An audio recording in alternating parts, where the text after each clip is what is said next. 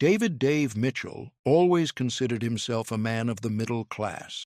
48 years old, a software engineer at Phoenix Solutions, a small but stable firm in suburban Boston specializing in logistics software development. His salary, while not exorbitant, allowed them to live comfortably. He had a solid, cozy two-story house with a small but well-kept garden in a quiet Quincy neighborhood. Two cars, not new, but always reliable, sat in the garage. He had Sarah, his wife, with whom he'd been through thick and thin, and two children, 15-year-old Lily, a bright, red-haired girl who dreamed of becoming a veterinarian, and 12-year-old Tommy, a mischievous boy whose energy was matched only by his boundless curiosity. Dave's life, though without extravagant luxuries, was comfortable, predictable, and most importantly, full of love and laughter. Dave believed this was true happiness. But Dave harbored a secret. Not a dirty one, not criminal, but a personal vice he meticulously concealed even from Sarah. He was an impulsive buyer, or as he privately called himself, a collector of opportunities. It started innocently in his college years with electronics sales. He could spend hours browse online stores, forums, hunting for bargains, items that could be bought significantly below market price. Initially, these were truly useful things: a new printer, a slightly more powerful router, a tool set for the house. But gradually, the line between necessary and unnecessary blurred. He started buying things not because he needed them, but because they were too good a deal to pass up. The sheer thrill of acquiring a treasure in a virtual battle gave him an adrenaline rush. His collection of opportunities grew exponentially. A fifth pair of expensive headphones, a third espresso machine, a barbecue set he never used, useless gadgets he never even unboxed. His basement, once neatly organized, turned into a labyrinth of cardboard boxes filled with unopened purchases. The garage overflowed with power tools he rarely used. He masterfully hid new acquisitions, passing them off as gifts from colleagues, finds at yard sales, or, most often, simply saying, "Oh, we've had this for ages, darling, you just didn't notice." Sarah sometimes noticed odd behaviors, new items suddenly appearing in the house, but Dave always found convincing excuses, blaming it all on his frugality and practicality. He was an incredibly convincing liar, and his conscience wasn't yet bothering him enough to stop. Over time, this hobby escalated into a full-blown addiction, aggressive and all-consuming. He began participating in online auctions, pushing bids to absurd limits just to own some rare collectible coin or vintage toy, which would then simply gather dust on a shelf or disappear into the depths of his basement. Credit cards became his main tool, and then his trap. He opened them one after another, promising himself he'd sell off the old stuff and pay off the debts soon, but he never sold the old, and he constantly bought new. The adrenaline from completing a transaction, from receiving a delivery notification, from unboxing a package, was a powerful drug for him. It was a moment of complete control, a euphoria that drowned out the growing anxiety and mounting guilt. The financial hole grew deeper. Credit card debts piled up like a snowball, exceeding Dave's income. He learned to masterfully juggle payments, shuffling money from one card to another, taking small microloans to pay off previous ones, finding the most convoluted schemes to postpone the inevitable. This constant stress from having to hide his financial machinations made him irritable, and he began to withdraw from his family. Evenings he used to spend playing board games with Lily and Tommy, or talking with Sarah about weekend plans, were now devoted to his computer, phone, and endless tabs of online stores. Sarah sensed something was wrong. The family budget, once transparent and carefully planned, now became a dark forest for her, full of inexplicable expenses and an inexplicable shortage of money by the end of the month. She asked questions, But Dave always came up with a new, plausible lie, assuring her that work bonuses were delayed or unforeseen car repairs were to blame. The turning point came when Dave attempted his biggest and most desperate operation, which, he calculated, was supposed to save him from all his problems and permanently free him from having to hide anything. He stumbled upon an advertisement for a unique offer, a limited batch of high-tech 3D printers being sold at a significantly discounted price on a website that looked perfectly legitimate but was actually a scam. Dave was convinced he could buy them in bulk and resell them for a huge profit, simultaneously paying off all his colossal debts and even keeping a handsome sum for himself. This was supposed to be his final deal, his exit from the game, his salvation. He maxed out all his remaining credit limits, borrowed money from his elderly parents under the guise of a profitable investment in the children's future education, and even took out a substantial loan against their home, forging Sarah's signature on the documents. In total, he invested nearly $180,000 in this scheme, an amount that represented almost their entire family's net worth. The 3D printers never arrived. The website disappeared within a few days. Dave's emails went unanswered. A cold, clammy wave of realization washed over him. He had been scammed, and he himself was the real con artist who had swindled his own family, his own parents. The consequences crashed down on him like an avalanche, burying his entire former life. Soon, Sarah received a notice of overdue payment on the home loan she knew nothing about. She confronted Dave. When the truth, the bitter, ugly truth, finally came out about the debts, the fake purchases, the forged signature, about their home being mortgaged, her face contorted with pain and profound disappointment. "All these years, Dave? All this time you lied to me? To us?" Her voice trembled with a mix of anger, hurt, and complete bewilderment. "We could have dealt with this together. Why?" Dave couldn't answer. He felt unbearable shame, but the shame couldn't drown out the panic that now surged in huge waves. "I can't do this anymore, Dave. I can't live with a man I don't trust, who hides his life from me, destroying ours," Sarah said, and each of her words pierced him.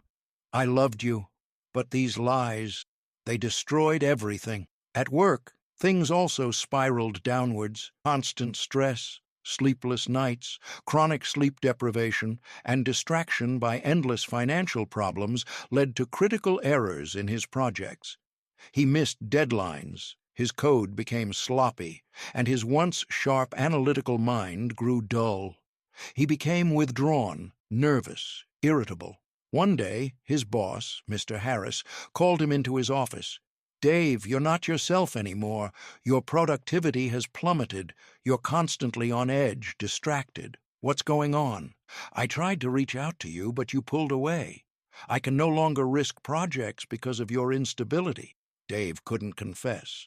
He couldn't say that his life was falling apart due to his secret addiction. A week later, he received his termination notice.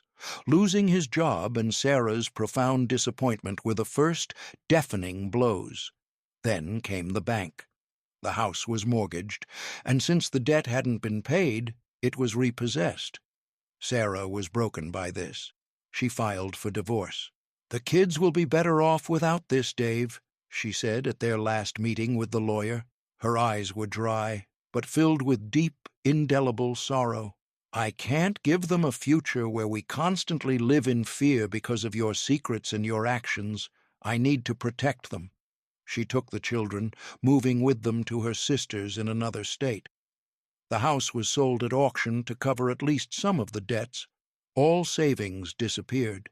Dave was left alone. In a cramped apartment he rented with his last money, amidst boxes of things he had bought, but never unboxed. The loneliness was deafening. Finally, when his money ran out completely and he could no longer pay rent, Dave found himself on the streets. Boston, the city that had once been his home, now greeted him with indifference and coldness. He slept on park benches in cold alleyways, trying to find some shelter from the rain and wind. Hunger, cold, shame, and complete despair all became his constant companions. He, a man with a college degree, a good former job, a family, was now homeless, one of those he used to walk past without even noticing. He saw other homeless people just like him, but only yesterday he was the one driving past them in his reliable sedan, oblivious. Now he was one of them. His once sharp mind, accustomed to complex technical calculations, was now occupied only with finding the next piece of bread and a safe place to sleep. And even then, at rock bottom, his addiction tried to whisper in his ear, distorting reality. If I just had $100, I could find that rare collectible coin on eBay, resell it, and start all over. I know how this works. It was a haunting, distorted thought, a phantom pain from an amputated passion. But now he had nothing, not even a cent to spare, not even the ability to buy the cheapest trinket. This absolute, complete emptiness, the inability to make even the smallest, most impulsive purchase, paradoxically became his first step towards recovery. When you lose everything, you realize there's nothing left to lose but your life. And that's when the last, desperate chance to start anew appears. One cold, rainy evening, Dave sat on wet cardboard under the awning of an abandoned store on the outskirts of the city. He shivered from cold and hunger. Cars drove by, city lights blurred in the mist of his tears. He thought of Sarah, of Lily, of Tommy. How could he have let them down so badly? He pictured their faces, their laughter, their disappointment. He felt something inside him break, and in its place came a new, sharp sensation, realization. The realization that he wasn't just a failure, not just a victim of circumstance, but a sick person, consumed by an addiction that needed help. He understood he couldn't get out on his own. The next day, summoning his last ounce of strength, with effort in every movement, he went to the local public library where he used to go to warm up and read old newspapers, pretending to be an ordinary patron. On the bulletin board, among hundreds of outdated flyers, his gaze caught one, a little crumpled but bright. Shopaholics Anonymous. If buying controls your life, we can help. There is a way out. Meetings every Wednesday and Saturday. The address was nearby, just a few blocks away. He hesitated. Admit his problem aloud? It was terrifying. But what did he have left? Nothing. At the meeting, there were only a few people, just like him. Different ages, different stories, but all sharing one commonality, an uncontrollable urge to buy that had ruined their lives. Dave listened to their stories. A woman, a former teacher, who lost her home due to debts from designer clothes she wore only once. A man, a former businessman, who gambled away his retirement savings on online auctions, buying rare sports memorabilia. Their stories mirrored his own pain, his shame, his despair. He saw himself in each of them. When it was his turn, Dave stammered, struggling to speak. "My name is Dave, and I'm an impulsive buyer." Each word was difficult to utter, but with each word spoken, a weight seemed to lift from his soul.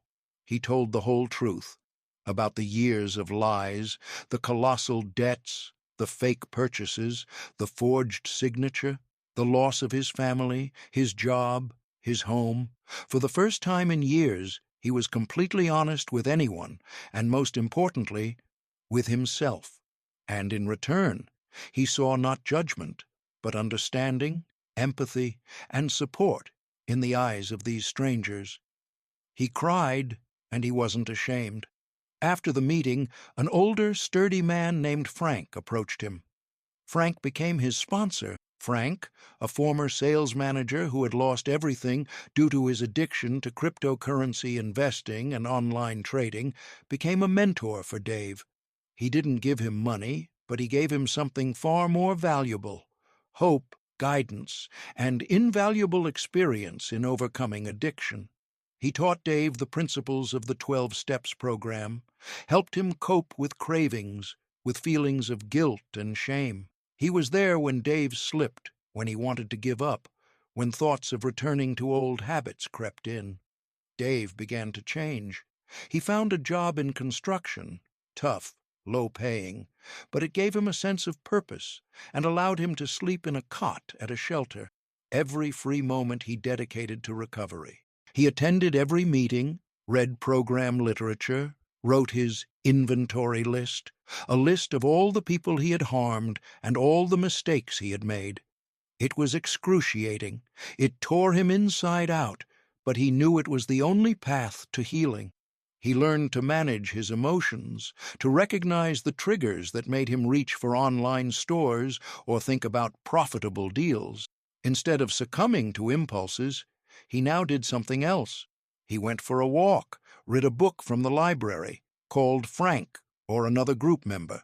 His days became simple but filled with meaning and internal struggle.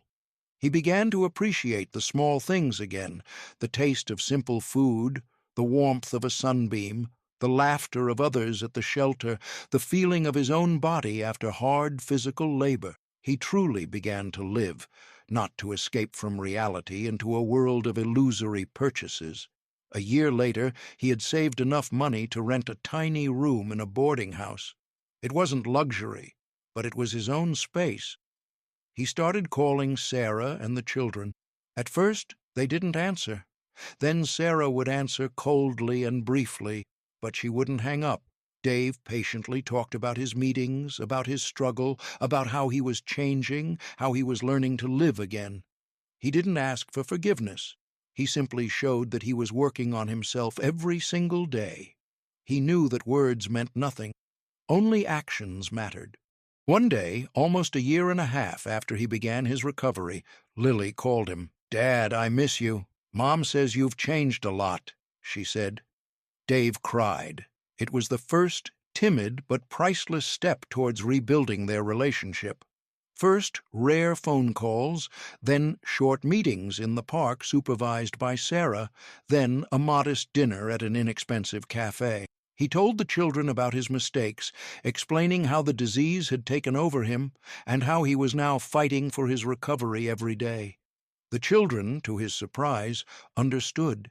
They saw a new sincerity, a new strength, a new, calmer light in his eyes.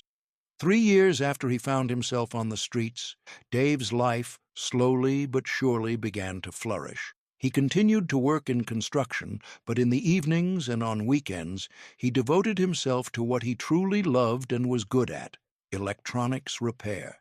He had always been handy, with a knack for fixing complex mechanisms. Now his skills came in useful. He opened a small workshop in his friend's garage, repairing old computers, phones, and gadgets for a small fee. He enjoyed giving old things new life, and his clients an opportunity to save money. Sarah, seeing his stability, his dedication to recovery, and his sincere attempts to change, began to re-enter his life. They attended family counseling, where they learned to rebuild the trust that had been shattered by years of lies. It was a long, difficult process, full of painful memories, but the love that had once bound them proved stronger than the pain and disappointment. One day she suggested, "Dave, what if we tried again? Not like before, but together. We still have us, and we have the children. We can build something new if we are honest with each other." Dave couldn't believe his ears. After almost 4 years, they reunited, renting a small, modest house in the same neighborhood where they once lived. It wasn't their old house, but it was filled with hope and a new purpose. His former boss, Mr. Harris, happened to come across one of the refurbished laptops Dave had repaired, which he bought for his mother from a local workshop. He was struck by the quality of the work and the attention to detail. He tracked Dave down. "Dave, I heard about your story, about what happened to you and about how you changed. It's impressive. My firm is expanding, and we need a senior engineer who will be responsible for software quality control. Someone who is meticulous, who sees problems, who knows how to solve them unconventionally. How about a second chance? This time without rush, with support and understanding. Dave returned to the world of engineering, but as a completely different man. He was more attentive, more patient, more thoughtful. He used his bitter shopaholic experience to identify vulnerabilities not only in logistics programs, but also in human behavioral models, in supply chains, in product quality. He became an expert in bottlenecks and hidden defects, seeing them not only in code, but also in systems. His unique, albeit painful, experience made him an indispensable specialist in risk analysis and quality control. He no longer bought unnecessary things, but now he saw how they were created and how to prevent others from buying them. His intuition, once directed at finding bargains, was now directed at finding errors and optimizing. His story became a legend in his support group. He became a sponsor for dozens of people who had lost everything due to impulsive purchases and other addictions. He told of his fall, of the pain, of how he climbed back, of every step of his recovery. He said, "Addiction is a monster that promises you happiness, but takes everything from you. It feeds on your lies and your self-deception. But getting rid of it is not the end. It's the beginning of a real life, where every day is a victory and every hot cup of coffee is a priceless gift. Don't be afraid to admit your weakness, because it is there you will find your greatest strength." David Mitchell, once consumed by his secret passion, found not just financial stability or a good job, but something far greater: peace of mind, a reunited family he cherished above all else, and deep meaning in helping others. He didn't become wealthy, but he became immeasurably richer than anyone because he rediscovered himself and his integrity. His life was clear proof that even after the deepest fall, one can find a path to healing and rebirth. And that was his true, incredible triumph.